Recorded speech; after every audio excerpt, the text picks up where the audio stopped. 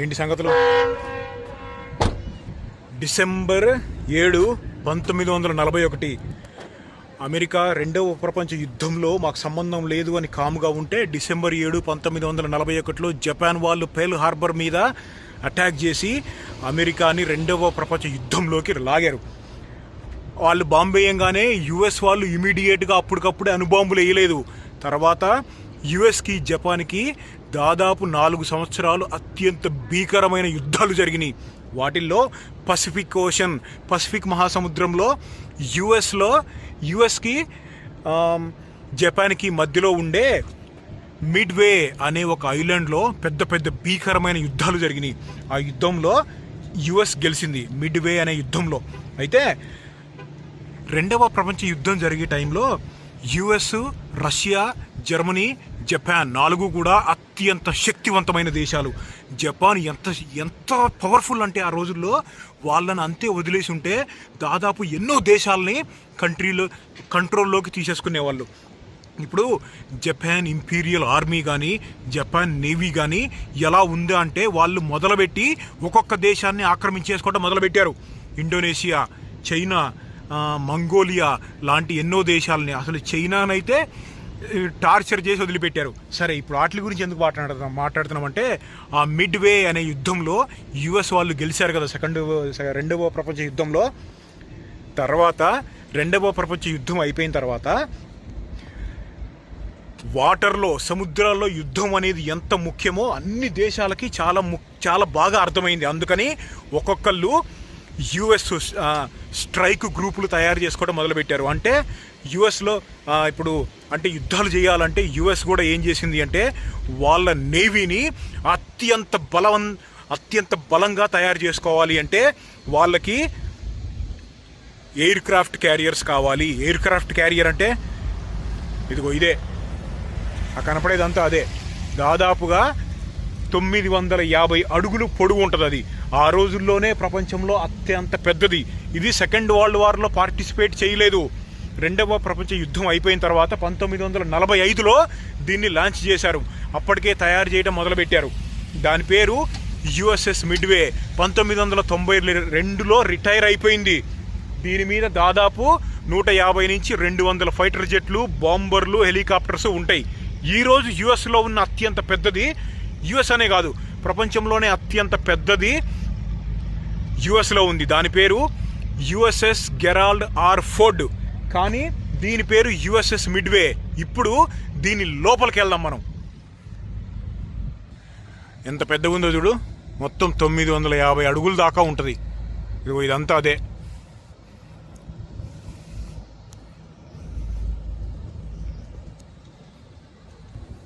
దాని వెయిట్ ఎంతో తెలుసా?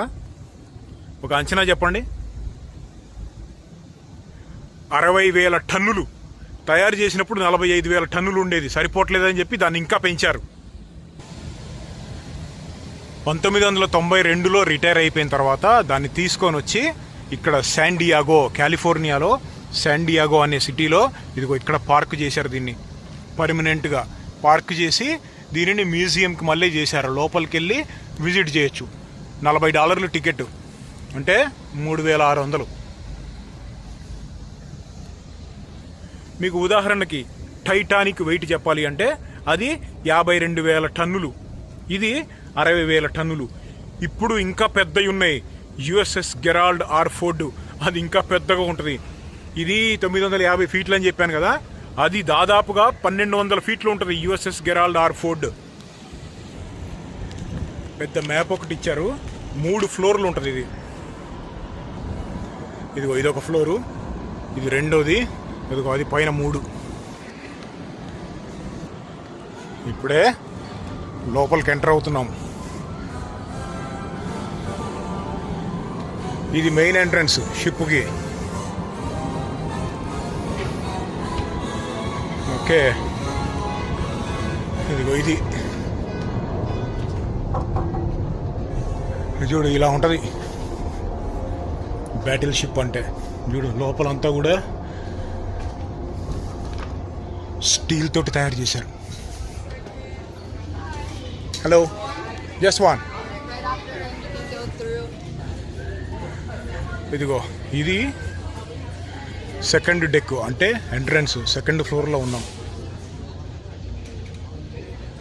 అటు చివరి నుంచి ఇటు చివరి వరకు. కళ్ళకి గంతలు కట్టి ఎవరన్నా లోపలికి తీసుకొస్తే షిప్లో ఉన్నారు అని అనుకోరు, అంత ఉంది ఇది. అక్కడొక జెట్ ఉంది, అక్కడొక జెట్ ఉంది. విమానాలు, ఎయిర్ క్రాఫ్ట్స్ లాంచ్ చేసేదంతా కూడా పైనుంచి, పైన డెక్ ఉంటుంది, పైకి వెళ్దాం. ఆ రోజుల్లో వాడిన ఎయిర్ క్రాఫ్ట్స్ ఇప్పుడు అవుట్డేటెడ్.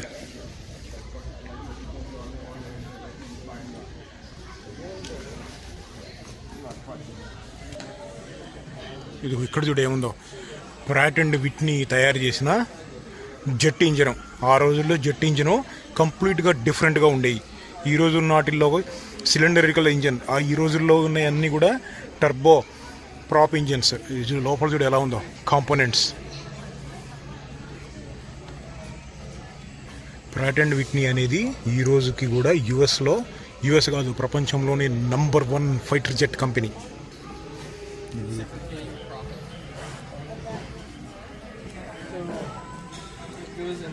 ఎలా పార్ట్ పది చూపెట్టారు చూడు.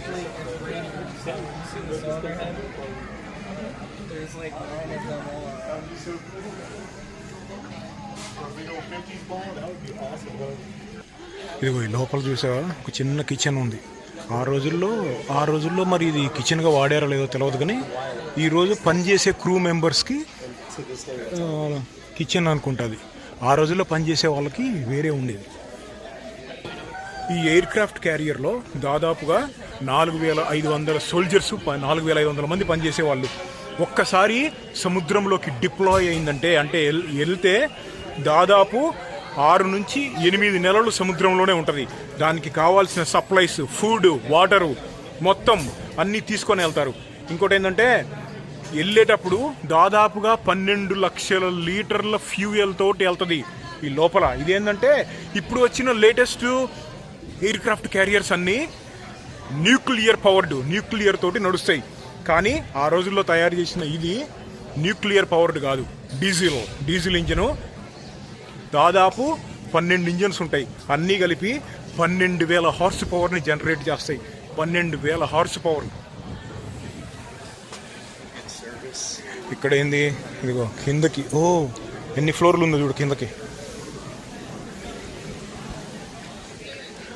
అక్కడ చూసారు ఏముందో, జెట్ ఇంజన్ ఉంది.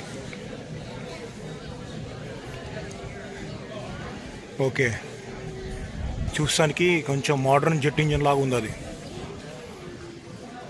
ఎక్సలెంట్. ఎన్ని ఫ్లోర్లు ఉందో చూసా, 1 2 3 4 ఉంది. అంటే 4 లేయర్స్లో 4 పెట్టుకుంటుంది.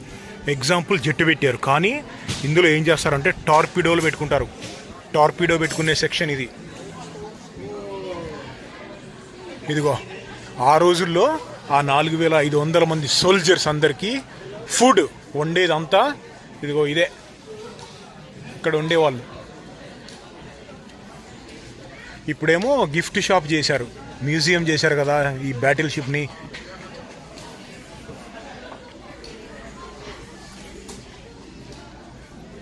ఇప్పుడు ఏం చేద్దామంటే మనం ఫ్లైట్ డెక్కి వెళ్దాం.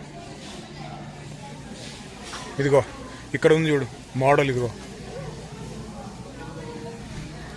ఇది కాదు, ఏంట్రా కొత్తగా ఉంది అనుకుంటున్నా. ఇప్పుడు ప్రపంచంలోనే పెద్దది యుఎస్ఎస్ గెరాల్డ్ ఆర్ ఫోర్డ్. దీని మోడల్ ఇదిగో, ఇది లేటెస్ట్గా ఇప్పుడున్న పెద్దది ఇదే. ఇది ఇంకా వెడల్పుగా ఉంటుంది, ఇంకా పొడుగ్గా కూడా ఉంటుంది. ఇదిగో ఇలా పెట్టుకుంటారు జెట్స్, ఫైటర్ జెట్స్ అన్నీ. ఇక్కడ చూడు ఏం పెట్టారో, B-21 రైడర్లు బొమ్మలయ్యి. ఏమో F-18 సూపర్ హార్నెట్లు. ఇది కూడా F-18 సూపర్ హార్నెట్.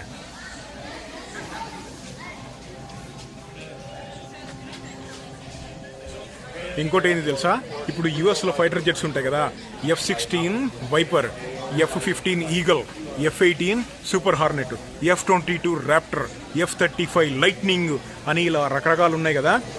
ఇప్పుడు F-22 ర్యాప్టర్ అనేది ఓన్లీ ఏవియేషన్ వాళ్ళకి మాత్రమే, అంటే యుఎస్ ఎయిర్ ఫోర్స్ వాళ్ళకి మాత్రమే.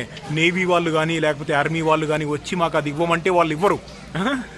అలా F-18 సూపర్ హార్నెట్లు కేవలం నేవీ వాళ్ళు మాత్రమే వాడతారు. ఎయిర్ ఫోర్స్ వాళ్ళు వచ్చి అడిగితే వాళ్ళు ఇవ్వరు. ఇక్కడ ఇదిగో ఒక డిజైన్, ఒక మోడల్ ఉంది చూడు, USS మిడ్వే. ఇప్పుడు మనం వచ్చిన ఈ ఎయిర్ క్రాఫ్ట్ క్యారియర్ మోడల్ ఎలా ఉందో చూడు లోపలంతా.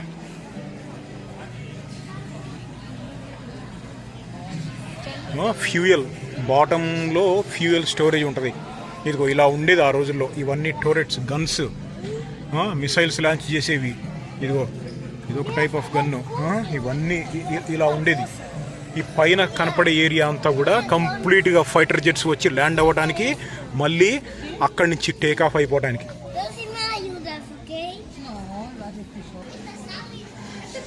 చూడు ఎంత స్పేషియస్గా ఉందో, ఎలా ఉందో పైన. ఇక్కడి నుంచి ఫ్లైట్ డెక్కి వెళ్దాం, పైకి వెళ్ళాలి మనం.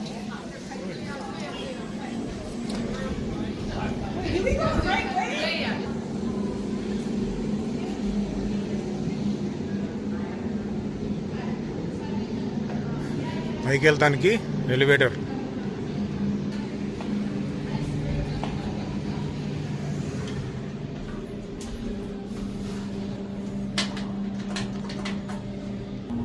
దాదాపుగా 50 సంవత్సరాలు పనిచేసింది ఇది. దీన్ని ఎక్కడ వాడారంటే ముఖ్యంగా ఇరాన్.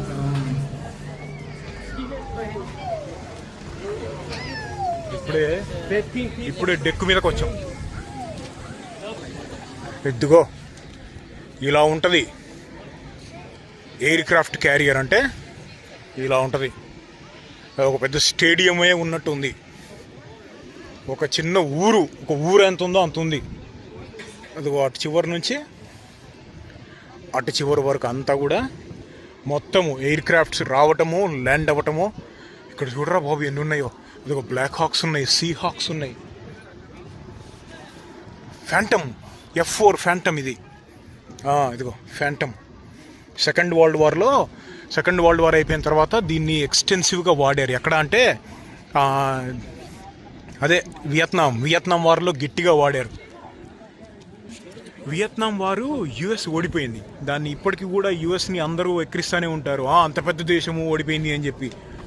వాటికి US ఓడిపోవడానికి కారణాలు 2 నా అంచనా ప్రకారం. నేను చేసుకున్న క్యాలిక్యులేషన్స్. ఒకటి ఏంటంటే, వియత్నాం అనేది చాలా దట్టమైన అడవులు, అంత బురద నేల, అటువంటి స్వాంప్ గ్రౌండ్లోటి ఫైటింగ్ చేయటం అంటే US సోల్జర్స్కి ఆ ప్రాక్టీస్ లేదు. అక్కడ ఉన్న వాళ్ళు అక్కడే పుట్టి పెరిగారు కాబట్టి అటువంటి దారుణమైన దట్టమైన అడవుల్లో US సోల్జర్స్ ఫైట్ చేయలేక ఆకలితో చచ్చిపోయిన వాళ్ళు ఉన్నారు, పాములు గరిచి చచ్చిపోయిన వాళ్ళు ఉన్నారు. వాళ్ళు గుంటలు తవ్వి ఇట్లా పడిపోతారు కదా ట్రాపు, అలా గుంటలు పెట్టి వాళ్ళు US సోల్జర్స్ని చంపేశారు. ఇదంతా ఒక రకం అయితే, ఇంకొకటి ఏంటంటే ఒక పక్క నుంచి రష్యా చాలా గట్టిగా సపోర్ట్ చేస్తుంది వియత్నాంకి. ఆ 2 కారణాలు. అక్కడ కనపడే F-4 ఫ్యాంటమ్ అనేది ఆ రోజుల్లో రష్యన్ ఫైటర్ జెట్స్ అంటే మొత్తం ప్రపంచం అందరికీ కూడా టాయిలెట్. ఆ మిగ్గులు కానీ, ఆ సుకోయిలు కానీ అట్లా ఉండేవి. ముఖ్యంగా మిగ్గులు ఆ రోజుల్లో. ఆ మిగ్ ఫైటర్ జెట్స్ మొట్టమొదటిసారి MiG-17 అనే 2 ఫైటర్ జెట్స్ని ఇక్కడ ఈ కనపడే ఈ USS మిడ్వే అనే దాంట్లో నుంచి ఆ F-4 ఫ్యాంటమ్ ఫైటర్ జెట్లు పంపించి 2 మిగ్గుల్ని లేపేశారు ఒకసారి. 1962లో అనుకుంటా, నాకు ఎగ్జాక్ట్గా గుర్తులేదు. US ఎయిర్ ఫోర్స్కి ఆ రోజుల్లో 1960స్లో బ్యాక్ బోన్. ఆ టైంకి F-15 ఈగల్ కానీ F-16లు కూడా ఇంకా రాలేదు. ఈ F-4 ఫ్యాంటమ్ అనేది ఒకటి ఉండేది. ఆ రోజుల్లో ఉన్న MiG-17, MiG-24, MiG-27 లాంటి ఫైటర్ జెట్లు ఆకాశంలో ఇట్లా రూల్ చేస్తూ ఉండేవి రష్యన్ ఫైటర్ జెట్లు. వెస్ట్రన్ కంట్రీస్ అంటే US భయపడి చచ్చారు. ఈ రష్యన్ ఫైటర్ జెట్లు ఏంద్రా బాబు ఈ లెవెల్లో ఉన్నాయి, వాటిని ఎదుర్కోవడానికి ఏదైనా కొత్త జెట్లు తయారు చేయండి రా బాబు, మీకు దండం పెడతానని చెప్తే US ఉన్న కొన్ని కంపెనీలు, ముఖ్యమైనది మెక్డానల్డ్ డగ్లస్ అనే కంపెనీ F-15 ఈగల్ అనే ఫైటర్ జెట్ని తయారు చేసింది ఆ మిగ్గుల్ని ఓడించడానికి. అది చాలా ఇంట్రెస్టింగ్ స్టోరీ, తర్వాత ఎప్పుడన్నా మాట్లాడుకుందాం ఒకసారి.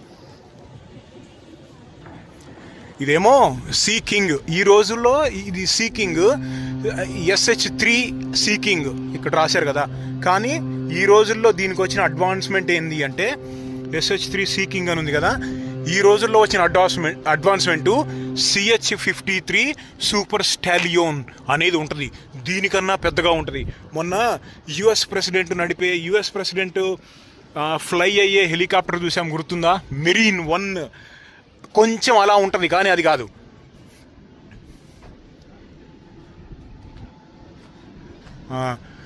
ఇది కూడా అదే. ఆ పక్కన బ్లాక్ హాక్ ఉంది చూడు, బ్లాక్ హాక్. ఇదిగో ఈ రోజుకి కూడా వాడుతున్నారు వీటిని యుఎస్లో. సీ హాక్ తేడా ఏం ఉండదు, సముద్రాల్లో ఫ్లై అవ్వడానికి కొంచెం మాడిఫికేషన్ చేస్తారు, కానీ అంత బాడీ అంతా కూడా బ్లాక్ హాక్ హెలికాప్టరే. ఇదిగో ర్యాంబో వాడేవాడు గుర్తుందా? ఇది హ్యూయి బెల్ కంపెనీ తయారు చేసిన హ్యూయి అనే హెలికాప్టర్. ఇక్కడ చూడు మిషన్ గన్స్ ఎలా మౌంట్ చేస్తారనేది ఎలా చూపిస్తున్నారు. ఇదిగో ఇక్కడ చూడు బుల్లెట్లలో రకాలను చూసారా? ఇదేమో స్టాండర్డ్ బ్రాంజ్ రౌండ్, ఇదేమో ఆర్మర్ పియర్సింగ్. ఇంకొకటి ఉంటుంది సిల్వర్ టిప్. రెడ్ ఉంటే ఒక మీనింగ్, సిల్వర్ ఉంటే ఇంకొక మీనింగ్. ఇంకా ఉదాహరణకు చెప్పాలి అంటే బుల్లెట్లలో స్టాండర్డ్ రౌండ్ ఉంటుంది, స్టాండర్డ్ రౌండ్ కాకుండా ఆర్మర్ పియర్సింగ్ అని ఉంటుంది, తర్వాత ఆర్మర్ పియర్సింగ్ ఇన్సెండియరీ అని ఉంటుంది, తర్వాత ఇంకొకటి ఆర్మర్ పియర్సింగ్ ఇన్సెండియరీ ట్రేసర్. అంటే ఇప్పుడు ప్రతి 4-5 రౌండ్లకి ఒకటి కలర్ మారి ఉంది కదా, అంటే రాత్రిపూట బుల్లెట్లు పేల్చాల్సి వచ్చినప్పుడు ఎటు సైడ్ వెళ్తుందో మనకి తెలియదు. అందుకని చెప్పి వెళ్ళే బుల్లెట్ ఇట్లా లైట్ ఎలుగుతా వెళ్తుంది. అందుకని ప్రతి 4-5 రౌండ్లకు ఒకటి కలర్ మారుస్తారు. దాన్ని armour piercing incendiary tracer round అంటారు. ట్రేసర్ అంటే ఇట్లా లైట్తో పాటు వెళ్తుంది, అంత దూరం నుంచి నేను పేలుస్తుంటే బుల్లెట్లు ఎటు వెళ్తున్నాయి అనేది నాకు ఒక ఐడియా ఉంటుంది. తప్పు డైరెక్షన్లో వెళ్తున్నాయి అనుకో, అప్పుడు మళ్ళీ మార్చి డైరెక్షన్ ఇలా పేలుస్తాను అనమాట. అందుకని ఇదేమో 50 BMG మెషిన్ గన్, ఇది 50 క్యాలిబర్ రౌండ్. BMG అంటే బ్రౌనింగ్ మెషిన్ గన్, BMG అంటే మీనింగ్. ఆ రోజుల్లో జర్మనీ వాళ్ళ దగ్గర ఒక గన్ను ఉండేది MG-32 అని చెప్పి. ఆ గన్ను సౌండ్ వినపడితే అసలు అటు సైడ్ వెళ్ళమాకండి అని చెప్పి సోల్జర్స్కి ట్రైనింగ్ ఇచ్చారు యుఎస్లో. ఎందుకంటే MG-32 అనే మెషిన్ గన్ను జర్మన్ వాళ్ళు పేలుస్తుంటే అవతల పక్క మొత్తం తూట్లు పొడిచేసేది ఏది ఉన్నా సరే. దాన్ని తట్టుకోవడానికి చాలా ట్రైనింగ్ తీసుకున్న సోల్జర్స్ M2 బ్రౌనింగ్ అనే మెషిన్ గన్ తోటి వాళ్ళతోటి ఫైట్ చేసేవాళ్ళు. బాబు సెకండ్ వరల్డ్ వార్ గురించి మాట్లాడితే ఆపకుండా నెల రోజులు మాట్లాడతా స్టోరీలు చెప్పమంటే. ఇదిగో ఇదేమో రేడార్స్ అంటే మీరు చాలా చోట్ల వినే ఉంటారు న్యూస్లో. ఇప్పుడు ఎవరైనా సరే ఒక దేశం వాళ్ళు అంత దూరం నుంచి మిస్సైల్ పెట్టి కొట్టారనుకో, ఆ మిస్సైల్ వచ్చేస్తుంది అనుకో, ఆ మిస్సైల్ ట్రెజెక్టరీ అంటే ఎంత స్పీడ్ తోటి వస్తుంది, ఎక్కడి నుంచి వస్తుంది అని చెప్పి క్యాలిక్యులేషన్స్ చేసుకునే రేడార్లన్నీ అవి. ఒక్కసారి క్యాలిక్యులేట్ చేసుకున్న తర్వాత సెల్ఫ్ డిఫెన్స్ని అఫెన్సివ్ మోడ్లోకి వెళ్తాయి. అంటే ఆ రేడార్లే ఆటోమేటిక్గా యాక్టివేట్ చేసుకొని ఆ వచ్చే మిసైల్ని తిరిగి కొడటానికి కింద నుంచి ఇంకో మిసైల్ని లాంచ్ చేస్తాయి. ఇంకోటి ఇప్పుడు హెలికాప్టర్ ఉంటుంది కానీ పైన 2 రెక్కలు ఉంటాయి చూడు, దాన్ని CH-47 షినూక్ అంటారు. కానీ ఇది షినూక్ కన్నా ముందు వెర్షన్, పాత రోజుల్లో ఉండేది. దీని పేరు సీ కింగ్, CH-46 ఏదో దీని పేరు. 2 వింగ్స్ ఉంటాయి, 2 బ్లేడ్స్ ఉంటాయి. లోపలికి వెళ్దాం ఒకసారి. ఓకే చూడు కంప్లీట్గా బ్యాక్ సైడ్ ఎలా ఓపెన్ అయ్యి ఉందో, దీంట్లోకి వెళ్దాం. చూడు ఎలా ఉందో, సోల్జర్స్ పక్కన కూర్చోడానికి కంప్లీట్గా నిలబడటానికి లేదు. 6 feet 6'1" నిలబడటానికి లేదు.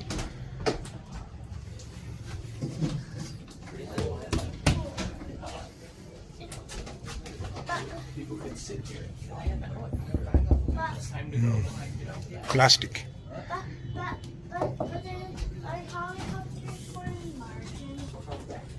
కంప్లీట్గా నిలబడటానికి లేదు, కొంచెం వంగు ఉండాలి.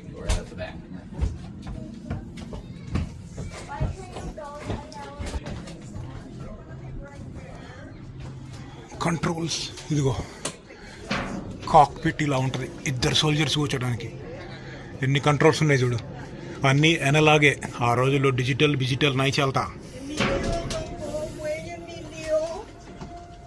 ఇవన్నీ ఏంటబ్బా బాగున్నాయి చూసానికి.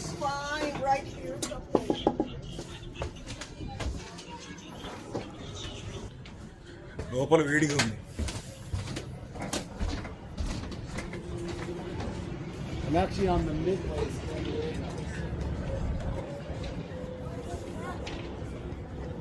దీని మీద ఉన్న అన్ని ఎయిర్ క్రాఫ్ట్స్ అన్నీ కూడా ఒక్కసారి ఈ యుఎస్ఎస్ మిడ్వే లాంచ్ అయిన తర్వాత లోపలికి వెళ్ళిపోయిన తర్వాత సముద్రాల్లో 6 నుంచి 8 నెలల వరకు ఉంటుందని చెప్పాను కదా, ఇవన్నీ కూడా దీని మీదే ఉంటాయి. ఎయిర్ ఫోర్స్ వాడేవాళ్ళు లేకపోతే ఆర్మీ వాళ్ళు వాడే వెర్షన్లు ఉంటాయి కదా, వాటిని తీసుకొచ్చి వీటి మీద నుంచి లాంచ్ చేస్తానంటే కుదరదు. అవి లాంచ్ అవ్వలేవు. ఎయిర్ క్రాఫ్ట్ క్యారియర్ పై నుంచి లాంచ్ చేయాలి అంటే వాటిల్ని ఇంకా వేరే స్పెసిఫికేషన్స్ తోటి తయారు చేస్తారు. ఇప్పుడు F-35 ఫైటర్ జెట్స్లో 3 రకాలు ఉన్నాయి.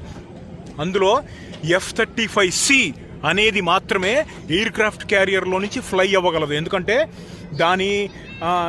దాని ఫ్లయింగ్ టైము అంటే ల్యాండ్ అయ్యే టైము, టేక్ ఆఫ్ టైము చాలా తక్కువ ఉంటాయి. దాని ఇంజన్ కెపాసిటీ ఎక్కువ, వాటి ఫ్యూయల్ ట్యాంక్ కెపాసిటీ ఎక్కువ. సముద్రాల్లో సడన్గా ల్యాండ్ అవ్వడానికి కుదరకపోతే ఇంకా ఎక్స్ట్రా ఫ్యూయల్ ఉండాలి. అవన్నీ కూడా దృష్టిలో పెట్టుకొని వీటిని సపరేట్గా తయారు చేస్తారు.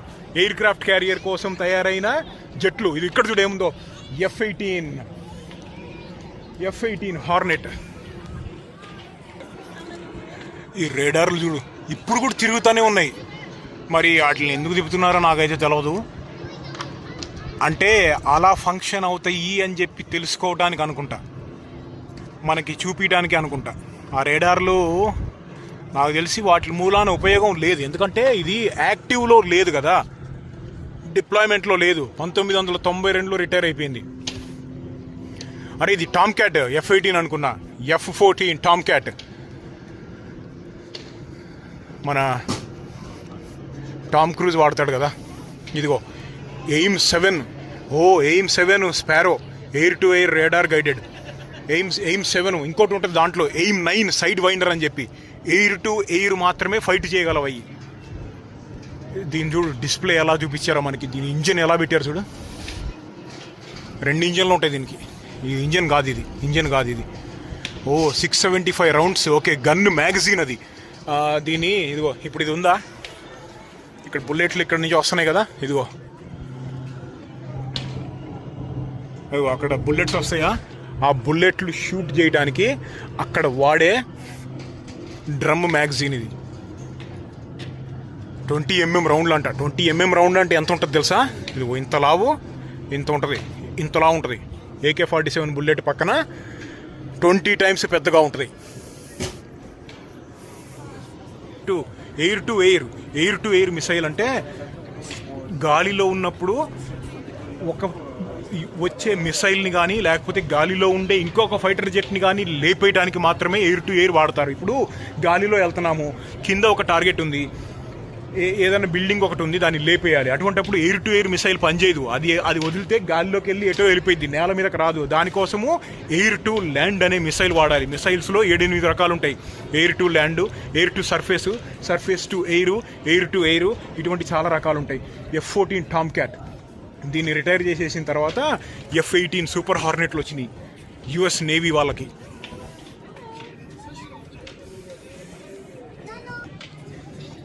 బాగుంది కదా లుక్.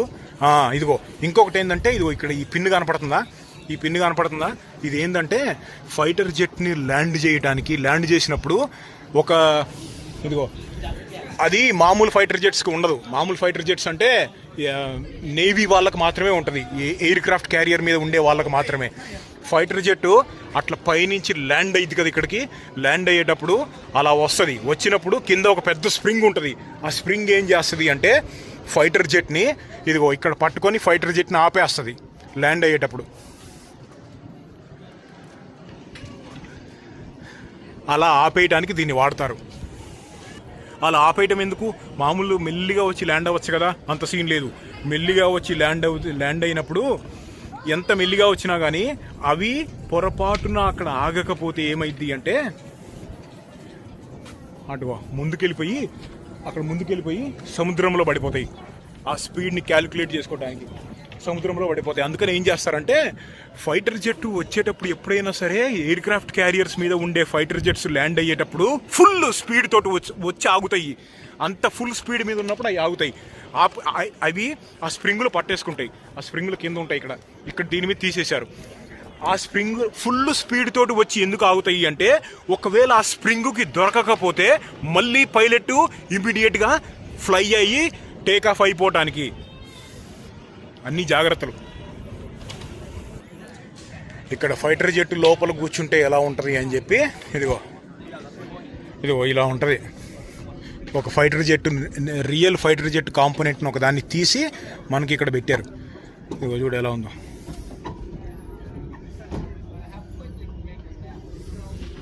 ఇదిగో ఇది పుల్ యాక్సలరేటర్. ఇది సింగిల్ ఇంజిన్ అనుకుంటా. మామూలుగా 2 ఇంజిన్లు ఉంటే ఈ 2 ఉంటాయి. ఏ ఇంజిన్ది దానికే ఉంటుంది. చూడు ఈ బటన్స్ అన్ని analogue buttons.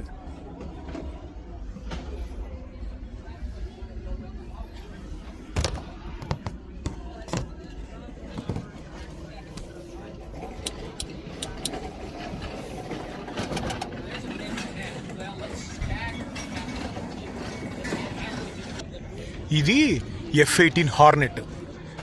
F-14 Tom cat తర్వాత F-18 హార్నెట్ వచ్చింది. F-18 హార్నెట్ పవర్ సరిపోవట్లేదు అని చెప్పి F-18 సూపర్ హార్నెట్ లాగా మార్చారు దీన్ని. డ్యూయల్ పైలట్స్, 2 పైలట్లు ఉంటారు పైన. ఇంకోటి ఏమైందంటే మొన్న పోయిన సంవత్సరం 2025లో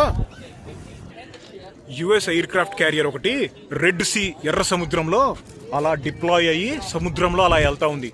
అలా వెళ్తూ ఉన్నప్పుడు ఏమైందంటే హూటీస్ అనే టెర్రరిస్ట్ ఆర్గనైజేషన్ ఒకటి యుఎస్ వాళ్ళ మీదకి ఒక మిసైల్ని లాంచ్ చేసింది. ఆ మిసైల్ నుంచి తప్పించుకోవడానికి ఎయిర్ క్రాఫ్ట్ క్యారియర్ కెప్టెన్ ఉంటాడు కదా, వెళ్ళే ఎయిర్ క్రాఫ్ట్ని యాంగిల్ మార్చి ఇలా కొంచెం ఫాస్ట్గా తిప్పినప్పుడు ఏమైందంటే ఇలా పార్క్ చేసిన బళ్ళు ఉన్నాయి కదా, ఇక్కడ ఒకటి కనపడుతుంది కదా, అలా ఫోర్స్గా మార్చినప్పుడు ఏమైంది అంటే ఆ ఫోర్స్కి ఆ ఫైటర్ జెట్ సముద్రంలోకి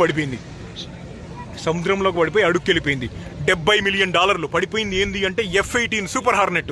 తర్వాత వారం రోజుల్లోనే ఇంకొక పైలట్ పైనుంచి వస్తా ఎయిర్ క్రాఫ్ట్ క్యారియర్ మీద ల్యాండ్ చేసి పొరపాటున స్లిప్ అయ్యి సముద్రంలో పడిపోయింది. 2 సినారియోస్లో కూడా పైలట్స్కి ఏం కాలేదు, కానీ 2 జెట్లు పడిపోయినాయి. ఒక్కొక్క ఫైటర్ జెట్ కాస్టు $70 మిలియన్, రెండింటిది కలిపి $140 మిలియన్. అంటే దాదాపుగా 1200 కోట్లకి పైగానే, 1300 కోట్ల ఎంతో కొంత. అయితే ఏమైందంటే వాటిల్ని సముద్రంలో నుంచి మళ్ళీ బయటికి తీశారు యుఎస్ వాళ్ళు. ఎందుకు అంటే ఓకే దాన్ని తీయటానికి 1300 కోట్లయింది మళ్ళీ, అంటే దాదాపు 2600 కోట్లయింది. పడిపోయిన వాటిని అంతే వదిలేస్తే మిగిలిన డబ్బులు మిగిలేయి కదా. అంటే ప్రాబ్లం ఏంటంటే ఎర్ర సముద్రము వాళ్ళు ఉన్నది ఇంటర్నేషనల్ వాటర్స్, అక్కడ కంట్రోల్ ఎవరికి ఉండదు. ఇక్కడికి వచ్చి నువ్వు ఎక్స్పెరిమెంట్ చేస్తున్నావు అని ఎవరిని అడగటానికి ఉండదు. చైనా కానీ రష్యా కానీ వేరే దేశాలు వచ్చి ఆ ఫైటర్ జెట్స్ని సముద్రం అడుక్కి వెళ్ళి వాటిని తీసి రివర్స్ ఇంజనీరింగ్ చేసి ఫైటర్ జెట్ ఇంజన్ని తయారు చేసేసుకుంటే, అసలే చైనా వాళ్ళు గీల కొట్టుకుంటున్నారు ఫైటర్ జెట్ ఇంజన్ని తయారు చేసుకోలేక. వాళ్ళు తయారు చేసుకుంటే వాళ్ళకి కనుక ఫైటర్ జెట్ ఇంజన్ దొరికిందా, కొత్తది తయారు చేసుకున్నారంటే కనుక ఇంకా ఈ యుఎస్ పరిస్థితి అంతే. అందుకని ఆ ఫైటర్ జెట్స్ని లోపలికి వెళ్ళి బయటకి తీసుకొచ్చి బయట నాశనం చేశారు, మళ్ళీ రిపేర్ చేశారు. ఫస్ట్ 1945లో లాంచ్ చేసినప్పుడు ఇదిగో ఈ షిప్ అంతా కూడా ఇక్కడ వరకు ఉండేది. ఇదిగో ఇక్కడ మార్క్ కనపడుతుందా, ఇక్కడ వరకే ఉండేది, ఇదంతా లేదు. తర్వాత మళ్ళీ వెనక్కి తీసుకెళ్ళి మోడిఫికేషన్స్ చేసి ఈ పార్ట్ కూడా కట్టారు. అంటే 950 ఫీట్లు అని చెప్పాను కదా దీని పొడుగు. కట్టినప్పుడు మొదట్లో 750 800 ఉండేది, కొంచెం అటు ఇటు. ఏ దేశానికైనా కానీ బార్డర్ అనేది 2 రకాలుగా ఉంటుంది, ల్యాండ్ లేకపోతే వాటర్ అంటే సముద్రాలు బార్డర్గా ఉంటే, సముద్రాలు కనుక పక్కన ఉంటే వాళ్ళకి నేవీ అనేది చాలా ముఖ్యం. యుద్ధాలు చేయాల్సి వచ్చినప్పుడు నేవీలో ఇటువంటి షిప్పులు, ఇటువంటి ఎయిర్ క్రాఫ్ట్ క్యారియర్స్ ఉంటే ఎంతో బలపడిద్ది సైన్యం. మన ఇండియాలో 2 ఎయిర్ క్రాఫ్ట్ క్యారియర్స్ ఉన్నాయి. ఒకటి ఐఎన్ఎస్ విక్రమాదిత్య, రష్యా నుంచి కొనుక్కున్నాం, మంది కాదు అది, కొనుక్కొని విక్రమాదిత్య అని పేరు పెట్టి మన నేవీలో ఆపరేట్ చేస్తున్నాం దాన్ని. రెండవది ఈ ఐఎన్ఎస్ విక్రాంత్, అది మన సొంత టెక్నాలజీ తోటి తయారు చేసుకున్నాము. 2 కూడా న్యూక్లియర్ పవర్డ్ కాదు, అంటే డీజిల్ కానీ పెట్రోల్ కానీ వాడతారు. అంటే ఏంటో తెలుసా, ఆపరేషన్ కెపాసిటీ అనేది, ఆపరేషనల్ రేంజ్ అనేది లిమిటెడ్. సముద్రాల లోపల డిప్లాయ్మెంట్ అయినప్పుడు, యుద్ధాలు చేయాల్సి వచ్చినప్పుడు న్యూక్లియర్ పవర్డ్ కాకపోతే ఎంతైనా కొంచెం ప్రాబ్లమే. అందుకని ఐఎన్ఎస్ విశాల్ అనేదాన్ని డెవలప్ చేసుకుంటున్నాం మనము న్యూక్లియర్ పవర్డ్ టెక్నాలజీ తోటి. ఇంకా 15-16 సంవత్సరాలు పట్టచ్చు అది కంప్లీట్గా లాంచ్ అయ్యి ఇండియన్ నేవీకి చేతికి రావడానికి. యుఎస్లోనేమో 11 ఎయిర్ క్రాఫ్ట్ క్యారియర్స్ ఉన్నాయి, active air force air craft carriers. రష్యాలో 1 ఉంది.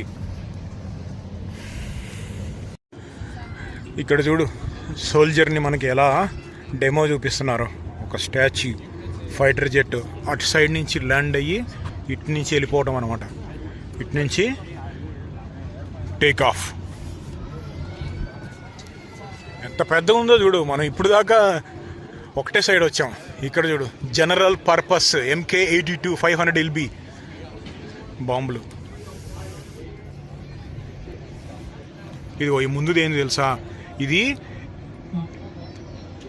పైనుంచి కిందకి పడేటప్పుడు భూమి మీద నుంచి మనం ఎంత ఎత్తులో ఉన్నప్పుడు పేలిపోవాలి అనేది దీన్ని ప్రోగ్రామ్ చేస్తారు. ఇక్కడ అల్టిమీటర్ ఉంటుంది. అది ఏం చేస్తుంది అంటే, ఇప్పుడు పలానా 100 అడుగులకు వెళ్ళంగానే పేలాలి అని ప్రోగ్రామ్ చేశారనుకో, ఇది క్యాలిక్యులేట్ చేసుకుంటుంది. క్యాలిక్యులేట్ చేసుకుని 100 అడుగుల పైనకి భూమికి 100 అడుగుల పైకి రాగానే ఇది పేలిపోద్ది. ఒక్కొక్కసారి 0 పెడతారు టార్గెట్. 0 అంటే టచ్ అయినప్పుడే పేలేటట్టు అలా.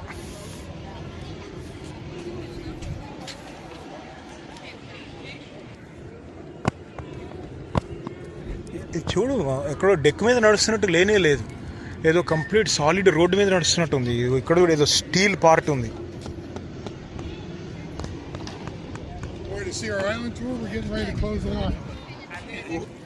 ఇక్కడ F-14 టామ్ క్యాట్లు ఉన్నాయి కదా, టామ్ క్రూజ్ నడిపిన F-14 టామ్ క్యాట్.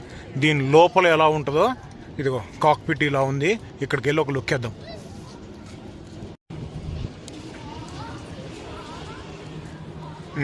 ఇదిగో dual seat, back side seat ఇలా ఉంటుంది. F-14 Tom cat. ఇదిగో ఫుల్ అంటాడు, అది రాదు కదా మూవీలో. ఓకే, ఇదిగో ఇదేమో ఫ్రంట్.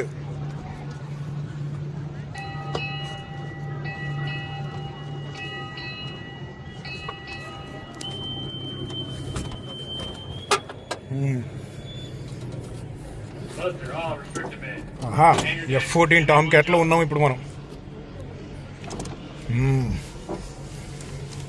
ఓ పైన తగులుతుంది. ఫుల్ రావట్లేదు. F-14 టామ్ క్యాట్ ఏమన్నా ఉందా ఫీలు? ఫైటర్ పైలట్ అవ్వాల్సింది, పైనే ఉండేవాడిని, కిందకు వచ్చేవాడినే కాదు. అసలు చూడు ఇక్కడ ఎన్ని బటన్లు ఉన్నాయో. What an amazing machine man.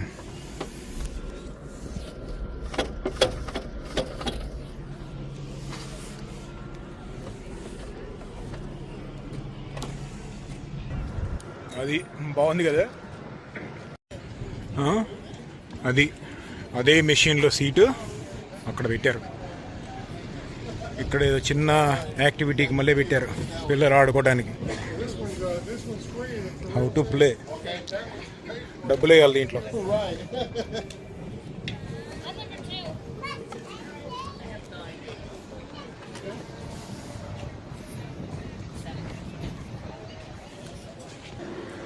దీని మీద కొన్ని ప్రైవేట్ ఈవెంట్లు కూడా అవుతూ ఉంటాయి.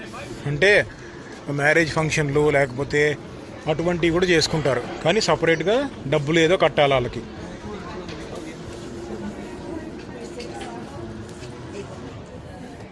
ఇక్కడ చూడు, బాంబులు రియల్ బాంబులే కానీ డీఫ్యూజ్డ్, లోపల ఏమీ ఉండదు. ఇక్కడ ఏందో టాప్ సీక్రెట్ అంట. వెళ్ళిపోదాం. Top secret.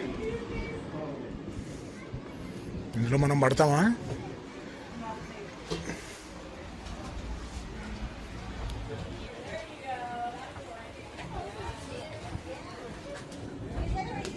వద్దులే, ఇరుక్కుపోతే ఎందుకు వచ్చింది తాకాయ.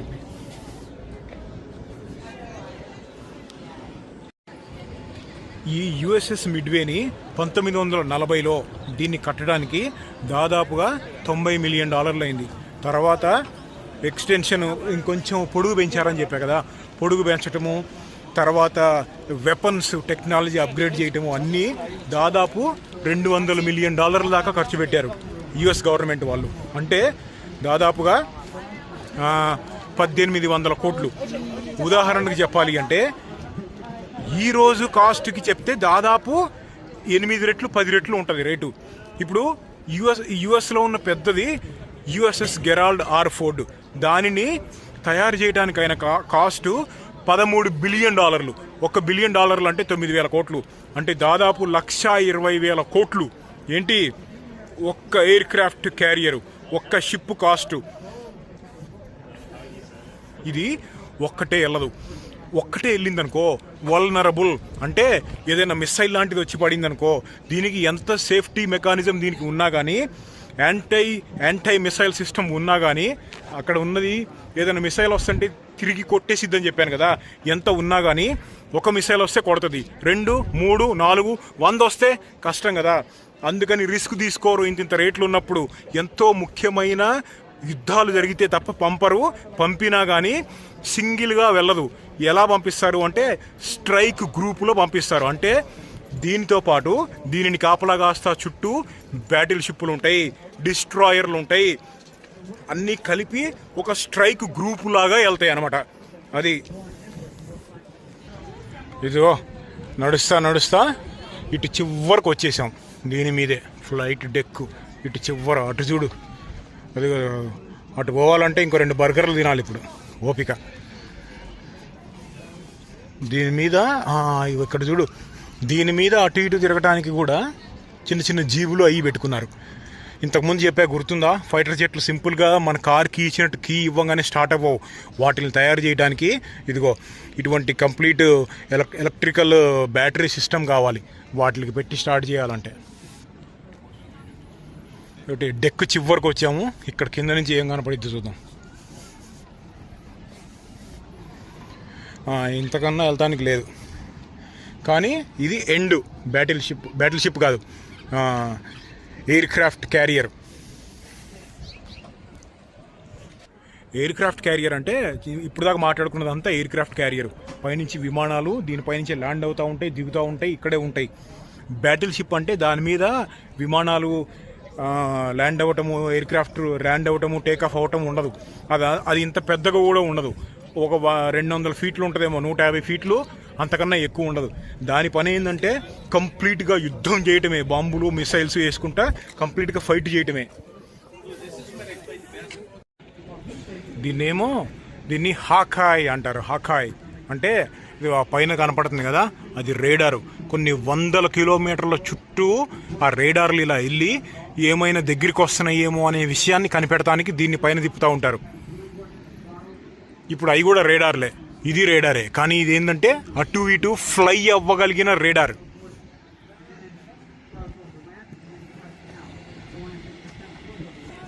ప్రతి సంవత్సరము యావరేజ్గా ఈ యుఎస్ఎస్ మిడ్వే అనే ఈ ఎయిర్ క్రాఫ్ట్ క్యారియర్ని చూస్తానికి వచ్చేవాళ్ళు దాదాపు 1.4 మిలియన్, అంటే 14 లక్షల మందికి పైగానే.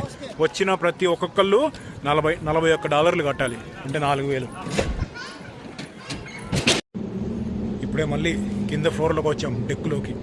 ఇక్కడ చూడు అన్ని ఆక్సిజన్ సిలిండర్లు.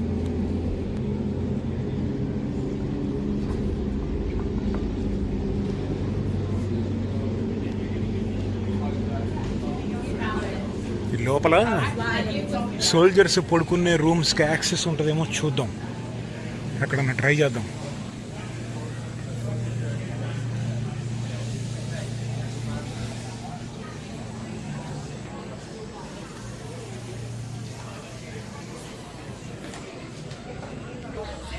నాకు దీని లాండ్రీ రూమ్ ఎక్కడ ఉంటుందో చూడాలని ఉంది.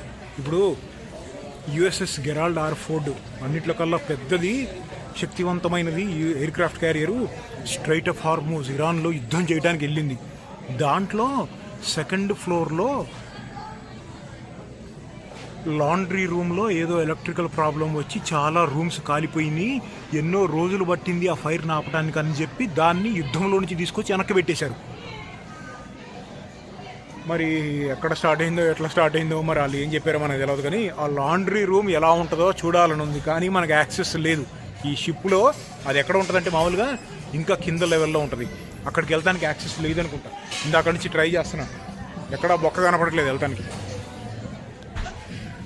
స్టార్టింగ్లో చూసామా, ఇదిగో ఇక్కడ ఒక్క దగ్గరే మనకి ఇంత లోతుగా కనపడిందంటే ఇంత ఇటు చివర ఇంత ఉంది, ఇటు చివర ఇంత ఉంది.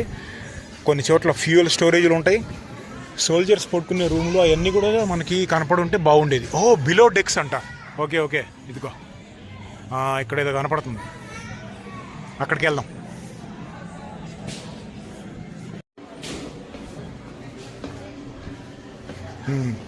నాకు తెలిసి ఇదంతా కూడా కిచెన్, సోల్జర్స్ పడుకోవటానికి. ఇదిగో ఆ రోజుల్లో కిచెను సోల్జర్స్కి ఇదిగో ఇలా ఉండేది ప్లేటు, ఇలా ప్లేట్ ఉండేది, వాళ్ళు కావాల్సింది ఇలా సర్వ్ చేసేవాళ్ళు. Scrambled egg, bacon, slice, Ham.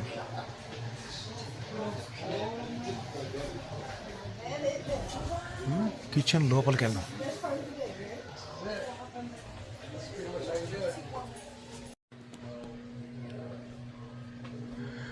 ఇక్కడి నుంచి ఇంకా లోపలికి వెళ్తానికి లేదు. ఇదిగో ఇదంతా కిచెన్, లోపల ఇంత పెద్దగా ఉండేది.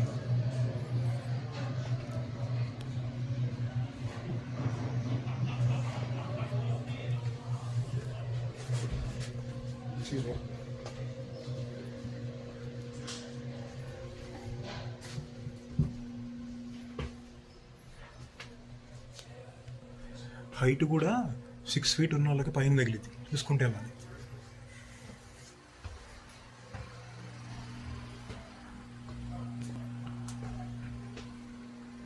ఇదొక రూమ్ ఏందో మరి. ఓకే, సోల్జర్స్ పడుకోవడానికి అనుకుంటా. ఇగో గేట్లు చూడు ఎలా ఉన్నాయో, డోర్లు.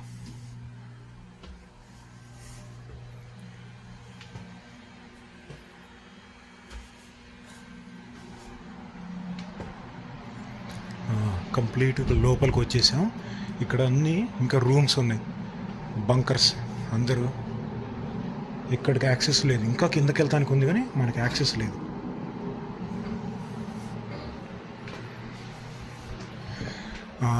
ఇక్కడ నుంచి మనం మూవీస్లో చూస్తాం కదా సోల్జర్.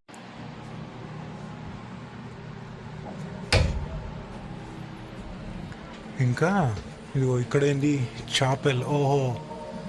ఇక్కడ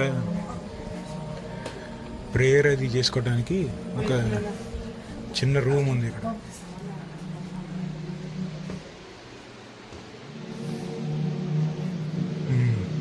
ఓకే, ఇది ప్రేయర్ రూమ్ లోపల. ఇక్కడి నుంచి బయటకు వెళ్దాం, ఇంకా ఏదో చూద్దాం. ఇదిగో ఇక్కడ ఒక కమ్యూనికేషన్ రూమ్. ఆ రోజుల్లో కంప్యూటర్స్ లేవు కదా, టైప్ రైటర్ అంతా. అదిగో అక్కడ 2 బెడ్లు ఉన్నాయి చూడు, ఒక బెడ్, అదొక బెడ్. ఇదిగో ఇక్కడే బ్రష్ అది చేసుకోవడానికి హ్యాంగర్స్. ఓకే, ఇది ఒక ఏదైనా ఒక ఆఫీసర్ రూమ్ అయి ఉంటుంది ఇది.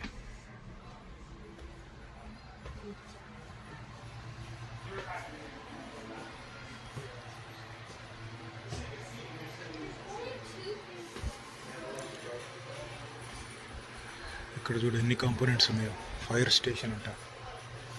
ఇక్కడ బయటకు వస్తే ఇటు ఇదిగో ఇవన్నీ రూమ్స్. 4500 మంది సోల్జర్స్ ఉండేవాళ్ళు మరి. ఇదిగో ఇదొక మీటింగ్ రూమ్, డైనింగ్ రూమ్ కూడా. ఇదేంటి, silverware, USS service of the USS టొలెడో.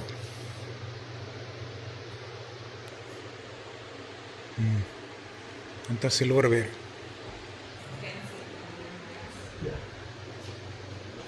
ఇదేంది? ఓ ఏదో మూవీ చూసుకోవటానికి. మూవీనా? ఇదిగో ప్రొజెక్టర్, సినిమా వేసుకోవడానికి. ఇదిగో రీల్ ఇదిగో. ఇక్కడ కూర్చొని అది సినిమా వేసుకునే వాళ్ళే అనుకుంటా ఖాళీ టైంలో.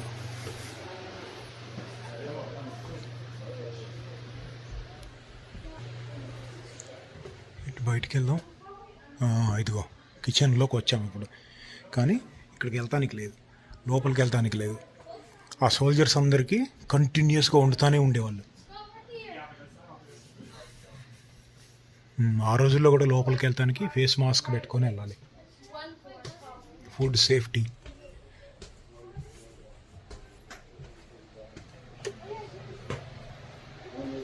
ఫైర్ సేఫ్టీ కోసము ఫైర్ సేఫ్టీ వాటర్. ఇవి చూడు ఎక్కడికక్కడ ఎలా ఉన్నాయో ఎమర్జెన్సీగా వాడటానికి. ఇదిగో లైట్లు, ఫైర్ స్టేషన్.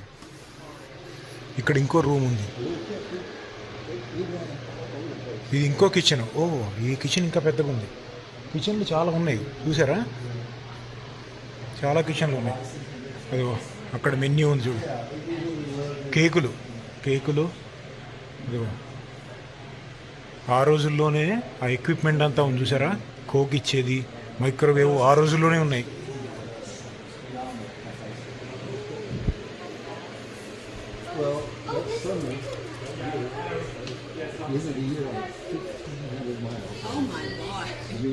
గ్లాసులు.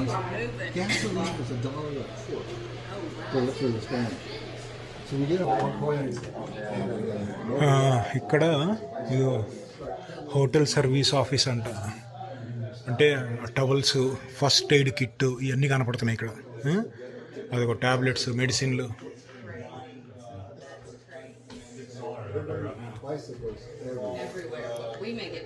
ఇక్కడ ఇంకొక రూమ్ ఉంది. ఓకే, ఇక్కడ కూర్చొని ఏమన్నా మాట్లాడుకోవడానికి ఇక్కడ ఒక రూమ్ ఉంది. ఇదిగో సముద్రంలో ఇలా ఉంటుంది పైన.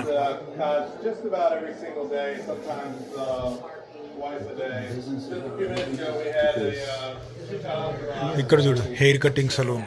సోల్జర్స్కి హెయిర్ కట్ చేయాల్సి వస్తాయి. ఒక్కసారి సముద్రంలోకి వెళ్తే చెప్పాను కదా 6 నెలల వరకు ఉంటుంది.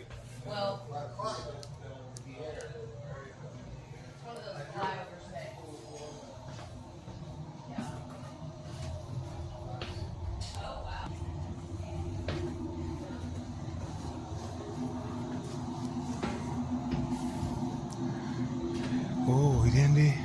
ఇదేదో స్టోరేజ్ మళ్ళీ ఉంది. ఇదిగో ఇక్కడ చూడు సోల్జర్స్ బట్టలు, uniform, battle uniform.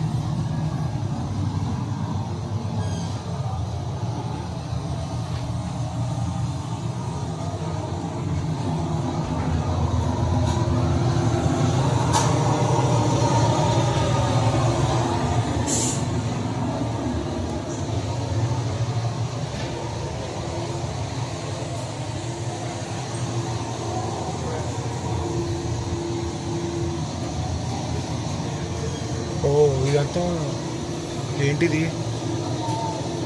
Laundry room ఇదే అనుకుంటా. ఇదే దొరికింది. ఇదే లాండ్రీ రూమ్. ఈ లాండ్రీ రూమ్లోనే ఏదో ఫైర్ యాక్సిడెంట్ అయ్యి చాలా గాలిపోయి అని చెప్పారు వాళ్ళు మనకి. ఇలా కింద ఫ్లోర్లో లోపలికి ఉంది బట్టలు వాష్ చేసుకునే సెక్షన్. ఇదంతా ఇదేమో డ్రైయర్ అనుకుంటా, అదేమో వాషర్ కదా, ఇదేమో డ్రైయర్. ఇది డ్రైయర్. ఓకే,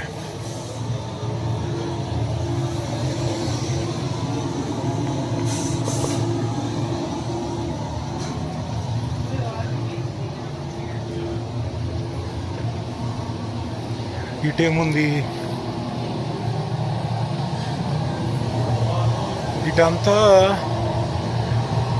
ఇది కూడా అదే, బట్టలు ఐరన్ చేసుకోవడానికి అనుకుంటా.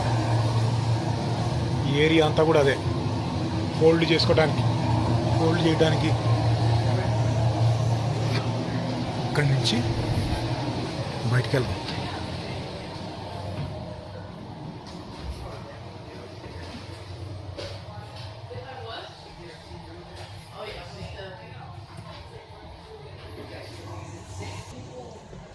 ఇదిగో ఇలా ఇలా చేసుకునేవాళ్ళు.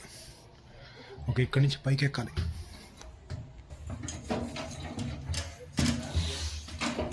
చాలా నేరోగా ఉన్నాయి, చాలా సన్నగా ఉన్నాయి డోర్లు కొన్ని చోట్ల. అందుకని సోల్జర్స్ని ఫిట్గా ఉండమనేది. ఇది ఇంకో రూమ్, ఇది ఇంకో రూమ్. ఎన్ని ఉన్నాయిరా బాబు, వెళ్తుంటే వస్తానే ఉంది ఇది.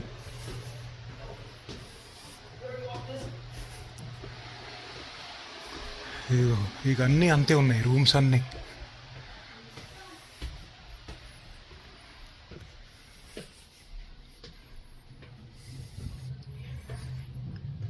టార్పిడోలు ఎక్కడ పెడతారు, వార్ హెడ్లు టార్పిడోలు ఎక్కడ పెడతారు?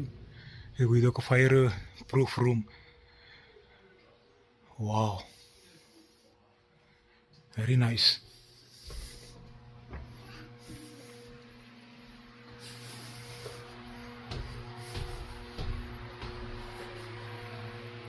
ఎక్కడికక్కడ ఎంతెంత రూమ్స్ ఉన్నాయి చూసావా?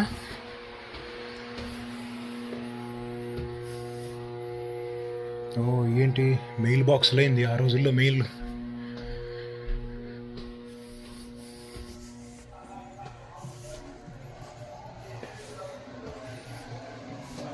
ఎక్కడికో వచ్చాం, ఇక్కడ ఇంకో కిచెన్ ఉంది.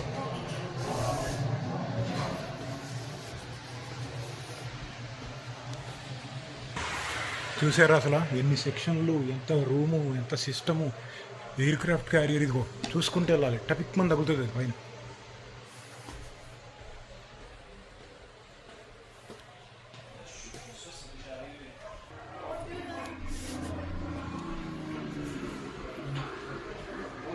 ఇక్కడ ఇంకో మెస్ ఉంది.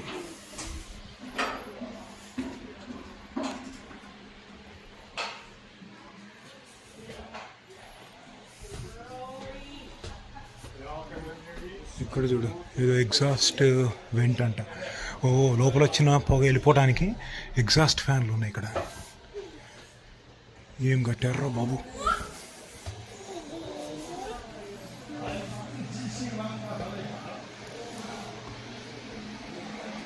ఇది ఇక్కడ ఇంకా బాంబుల రూమ్ ఉంది ఇక్కడ. దీనికోసం మనం ఇందాక నుంచి ఎతికేది. లాక్ చేసేసారు. Explosives, rockets, M282A fusion. Okay, అన్ని బాంబులు.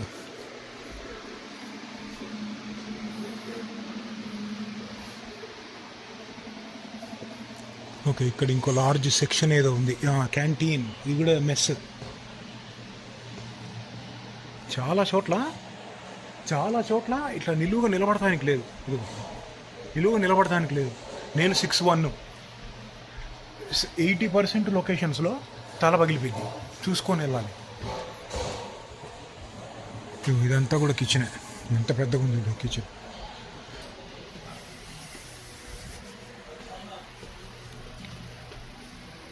Supply vent. ఇక్కడ ఇంకో పెద్ద సెక్షన్ ఏదో ఉంది. ఓ ఆపరేటర్స్ ఇక్కడ. Okay, engine operations. మొత్తం 12 ఇంజిన్లు ఉంటాయి ఈ షిప్ని నడపడానికి. వాటిని కంట్రోల్ చేసే కంట్రోల్ యూనిట్లు అనుకుంటా ఇక్కడంతా వీళ్ళు ఉన్నారు. ఇంట్రెస్టింగ్ ఉంది కదా. ఇంజిన్ యూనిట్లేనా, చూస్తానికి ఏదో ప్రింటింగ్ అండ్ కట్టింగ్ లాగా ఉంది. ఏమో.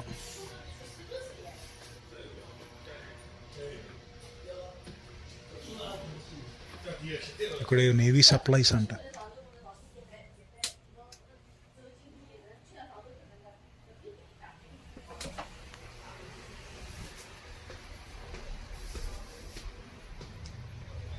ఇక్కడ కూడా ఏదో ప్రింటింగ్ రూమ్ ఉంది. ఓకే, ఇక్కడ కిందకి దిగాలి. ఇక్కడ ఇంకో రూమ్ ఉంది.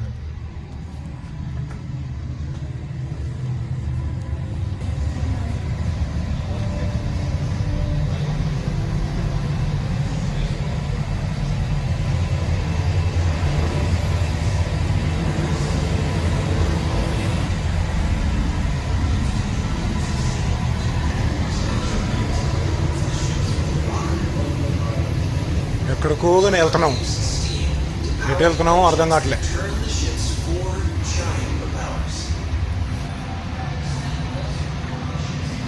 ఓకే, ఇక్కడ ఇంకో రూమ్ ఏదో ఉంది. ఓ ఇక్కడ అనే మాస్కులు ఉన్నాయి. Touch the object.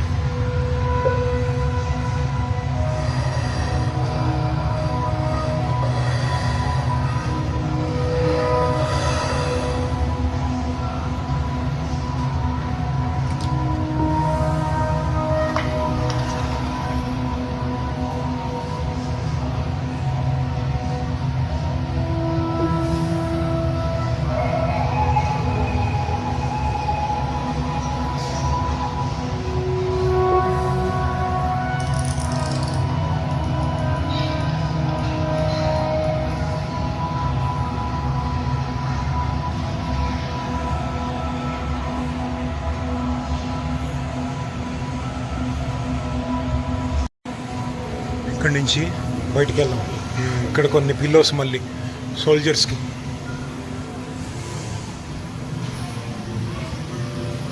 ఇదిగో ఇక్కడ చూడు, సోల్జర్స్ పడుకునే బెడ్లు.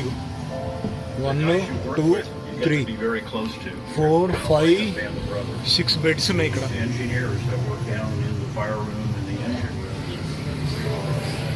ఇదిగో ఇక్కడ ఇంకో 6 బెడ్స్ ఉన్నాయి. ఇక్కడ 6 ఉన్నాయి. ఇటుపక్క కూడా బెడ్సే. కింద వాళ్ళు ఏమో వాళ్ళ వస్తువులే కొన్ని పెట్టుకున్నారు. ఇది బెడ్డే. ఇదిగో ఆ రోజుల్లో సోల్జర్స్ వస్తువులు, కొన్ని రియల్ వస్తువులు, రియల్ ఐటమ్స్ ఉన్నాయి ఇక్కడ. ఏదో బబుల్ గమ్ అంటే ఇది. ఇదిగో బెల్ట్, బక్కలు, లైటరు, స్టాంపులు, పెన్సిలు, ఇంకే ఉన్నాయి. ఇదిగో క్యాసెట్స్.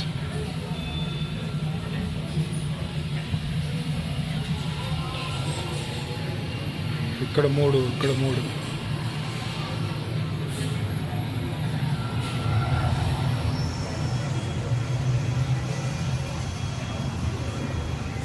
ఇదిగో ఇవన్నీ కూడా రూమ్సే. ఇవన్నీ లోపల పడుకోవడానికి రూమ్స్.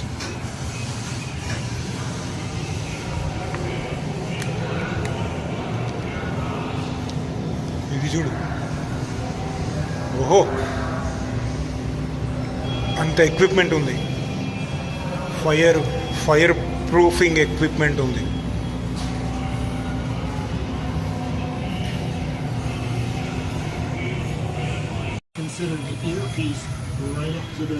చూడు అసలు ఎంత తక్కువ స్పేస్ ఉందో కదా. ఇదిగో ఫస్ట్ ఎయిడ్ మెడికల్ కిట్ సోల్జర్స్కి. పవర్ అవుట్లెట్స్ కూడా ఆ రోజుల్లో సేమ్ ఈరోజు కూడా ఇంతే ఉంటాయి. In the engine room and pick up the phone and say, hey Louie, pick up the phone. And you knew where Louie was. So right at the phone, you just took. We started getting excited before you got to school. You can imagine if you're in a sauna. ఇదిగో fire వస్తే water వచ్చేటట్టు. Fire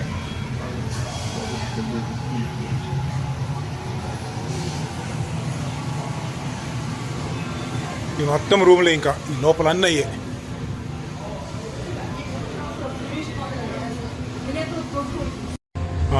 ఇప్పుడు engine రూమ్కి వెళ్ళబోతున్నాం.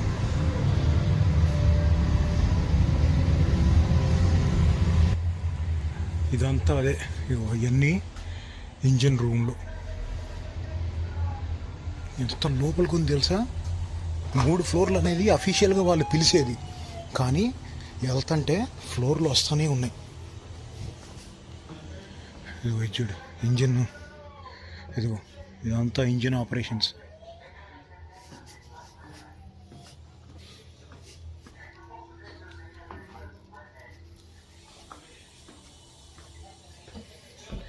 ఇదిగో చూడు ఎంత ఉన్నాయో. ఇదిగో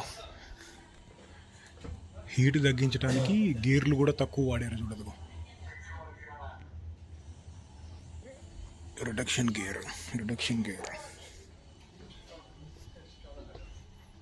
ఇదిగో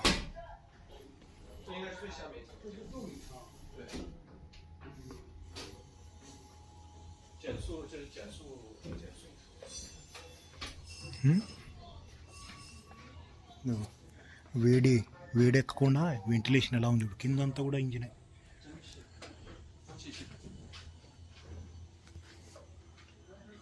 వెంటిలేషన్ బయటికి.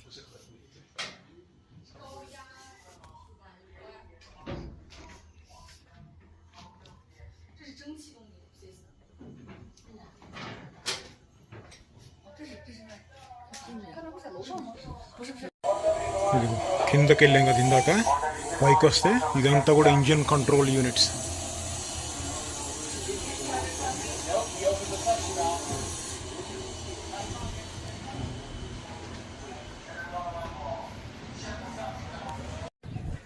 ఇప్పుడు దాకా లోపల చూసిన ఎయిర్ క్రాఫ్ట్ క్యారియర్ని బయటకి ఇటుపక్క నుంచి చూస్తే ఇదిగో ఇలా ఉంటుంది. ఇక్కడ నుంచి ఫుల్ స్కేల్ కనపడుతుంది చూడు. అదిగో మొత్తం ఫుల్ స్కేల్. పైనదంతా డెక్కు. మనం ఇప్పుడు దాకా సోల్జర్స్ రూమ్స్ అన్నీ లోపల పక్క ఉన్నాయి. ఇంజిన్ బే అంతా కూడా లోపల ఉంది. ఇది ఫుల్ స్కేల్. ఎంత ఉందో చూడు.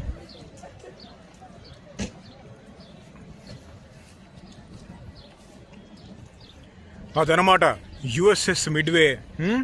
కానివ్వండి, మరి మళ్ళీ కలుద్దాం.